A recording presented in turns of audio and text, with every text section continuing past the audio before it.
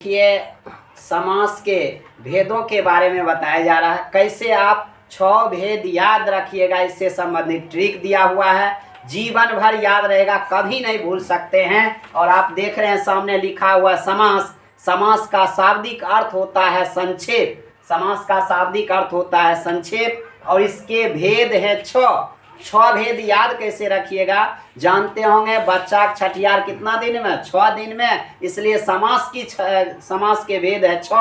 और आप हमारे दाहिना हाथ में उंगली देख रहे हैं, वह भी है 6। संयुक्त राष्ट्र के अंग भी होते हैं 6 और भूतकाल के 6 भेद। इसलिए समास के भी 6 भेद। और इसको याद रखने का सबसे आसान तरीका है, कभी नहीं भूल सकते हैं, द्वंद्वी अब तक।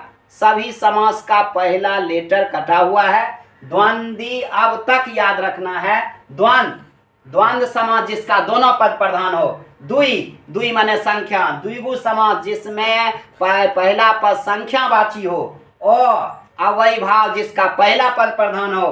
बहुव्रीहि जिसका अन्य पद प्रधान हो।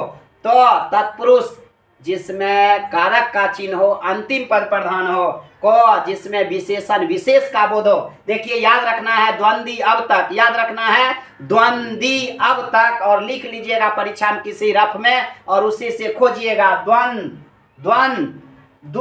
द्विगु, अव्ययी भाव, बहुव्रीहि, तो तत्पुरुष, को कर्मधारय। याद करना आसान है। द्वंद्व का दोनों पद प्रधान, द्विगु का पहला पद संख्यावाची, अव्ययी भाव का पहला पद प्रधान, बहुव्रीहि का अन्य पद प्रधान, किसी में से कोई भी पद प्रधान न हो, अन्य पद प्रधान, तत्पुरुष का उत्तर पद अंतिम पद प्रधान और कर्मधारय का जो है विशेषण विशेष का बोध। निश्चित रूप से आपको याद हो गया होगा, कभी नहीं भूल सकते हैं। अगले क्लास में इससे संबंधित और उदाहरण बताए जाए।